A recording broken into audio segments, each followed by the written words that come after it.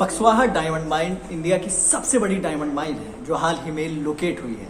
लेकिन इसे लेकर इतना बवाल किस बात का भाई? इसको समझने के लिए हमें शुरू से शुरू करना होगा और एक जरूरी सवाल खुद से पूछना होगा। Should trees have the same right as you?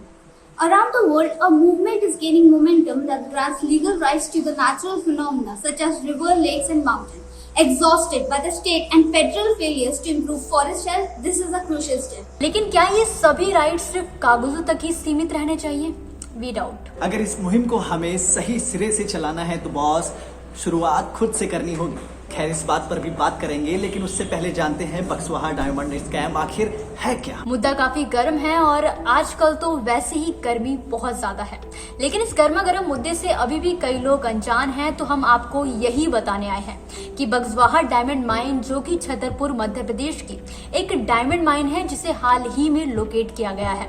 यहाँ पर करीब 34 मिलियन कैरेट्स के रफ डायमंड्स छुपे हैं। 34 million carats of rough diamonds. सुनने में ये बहुत ग्लोरियस साउंड करता है, लेकिन एक फेमस डायलॉग है कि कुछ पाने के लिए कुछ खोना पड़ता है, जो कि इस केस में बिल्कुल फिट बैठता है। Gundar Diamond Block is a greenfield mining project covering an area of 364 hectares in Buksaha Protected Forest and located near village Sagoria of Chhatarpur. और ये रफ डायमंड्स किसी बड़े लैंड के नीचे नहीं, बल्कि पूरे 3 लाख हेक्टेयर के जंगल के नीचे हैं, जिसका मतलब है कि डायमंड्स के बदले में लाखों पेड़ों की कुर्बानी। अब यहाँ सवाल ये उठता है कि इतना बड़ा पाप आखिर करने कौन वाला है? आदित्य बिरला ग्रुप इसेल माइनिंग एंड इंडस्ट्रीज लिमिटेड। जी हाँ, आदित्य बिरला ग्रुप ही है जिसने ये जिम्मा अपने सिर उठाया है। The Gundar Diamond Mining Project, undertaken by Aditya Birla Group, will spread over 364 hectares of forest land. It is estimated to mine around 34 million carats of rough diamonds, for which more than 2 lakh trees will be cut. Will be cut or has to be cut? बस यही है इस गर्मा गर्म मुद्दे पर बवाल की वजह। The project is facing stiff resistance, including social media campaigns and of course the offline protest. वो बात अलग है कि गवर्नमेंट ने इन 2 लाख पेड़ों को काटने के बदले कई छोटे सैपलिंग लगाने का वादा किया है, लेकिन ये सुनकर जितना आसान लग रहा है, असल में उतना ही कॉम्प्लिकेटेड है। एक यूट्यूबर ने कहा है कि 2 लाख मैच्योर पेड़ों की कुर्बानी देने के बदले नए सैपलिंग्स लगाना गलत है, और हम इसके साथ हैं। आप इसको ऐसे समझ सकते हैं जैसे एक न्यूबॉर्न बेबी और एक यंगस्टर। क्या दोनों में कोई फर्क नहीं है? माँ बाप अपनी उम्र के 25 साल इन्वेस्ट करते हैं, तब जाकर उनका बच्चा कमाना शुरू कर पाता है और उनके बुढ़ापे का सहारा बनता है। लेकिन यहाँ सरकार का कहना है कि वो 25-30 सालों की मेहनत को यूं ही बर्बाद करके बिल्कुल नए सिरे से शुरू करना चाहती है। क्योंकि बुक्सवाहा का ये जंगल सिर्फ ऑक्सीजन के लिए जरूरी नहीं, बल्कि एक बहुत बड़ी बायोडाइवर्सिटी का भी घर है। यहाँ इंडियन गैज़ल्स, चौसिंगा, स्लॉथ बेयर, लेपर्ड, टाइगर जैसी तमाम रेयर स्पीशीज अपना घर समझ के रह रही है। और बस इतना ही नहीं, इस जंगल में केन, भेदा जैसे कई मेडिकल प्लांट्स भी मौजूद हैं। खैर, हो सकता है इन सब से आपको इतना लगाव ना हो, लेकिन शायद आपको ये नहीं मालूम होगा कि इस जंगल में कई ऐसे गांव भी पड़ते हैं जिनकी रोजी रोटी का सहारा ये एकमात्र जंगल है। अब तक कई लोग इस मुद्दे पर बात कर चुके हैं और ना जाने कितने ही अवेयरनेस वीडियोस बनाकर वायरल कर चुके हैं, लेकिन क्या कुछ रिजल्ट मिला? तो जवाब है हाँ, बिल्कुल। सोशल मीडिया पर तो अब कई तरह के बुद्धिजीवी बैठकर बातचीत कर चुके हैं और 100 से भी ज्यादा तर्क दे चुके हैं, लेकिन हमारे बोलने से ज्यादा जरूरी है वहाँ के नेटिव्स की आवाज, जो अब उठ चुकी है। Some youth groups have staged Chipko movements like a symbolic protest in Bukswaha and other parts of the state.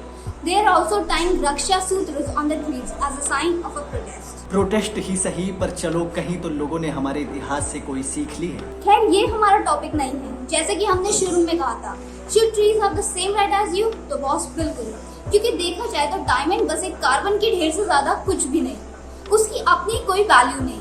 लेकिन बात बस ये है कि we are so infatuated with gold and diamonds. Diamonds are thought to have been first recognized and mined in India around 6,000 years ago.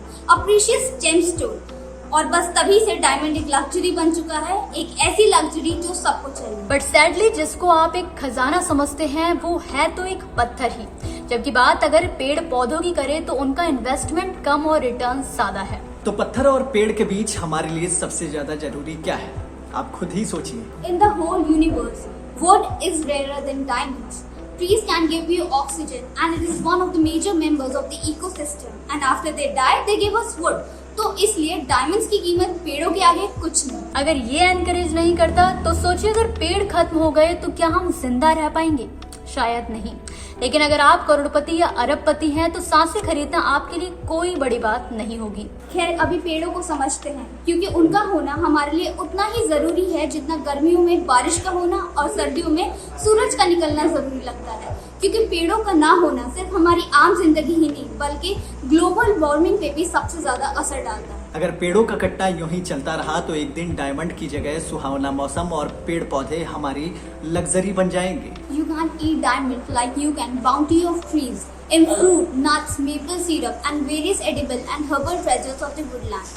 You can't warm yourself with a diamond. You can't bask in the shade of a diamond. You can't make a fence out of a diamond. You can't build a house out of a diamond and a lot more. Thus diamond's value in front of a tree is nothing. तो इस diamond scam की ending कैसे होगी अभी ये आपके और हमारे हाथों में है। अगर आपको भी हमारा वीडियो पसंद आया हो तो इसे लाइक और शेयर जरूर करें। और अगर आप भी हमारी बात से सहमत हो तो प्लीज कमेंट करके जरूर बताएं ताकि हम आगे भी आप लोगों के लिए ऐसी ही वीडियोस लेकर आते रहें। जाते जाते चैनल को सब्सक्राइब करें और बेल आइकन दबाना बिल्कुल भी ना भूलें। नमस्कार। नमस्ते।